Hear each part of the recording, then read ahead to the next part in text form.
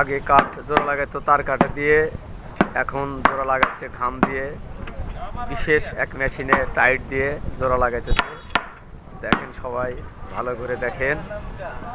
হ্যাঁ, আর সাইফুলের দোকানে বেশি বেশি ফার্নিচার কিনতে আসবেন। আমার ফুয়াতো ভাই সাইফুল যেন খুশি হয়। আমার ফুয়াতো ভাই সাইফুল আমার নাটকের জন্য 2000 টাকা দিছে, যার কারণে সাইফুলের প্রচার করতেছি, আপনারা সবাই দেখবেন। সাইফুল আমার ফুয়াতো ভাই 2000 টাকা দিছে নাটকের জন্য। নাটক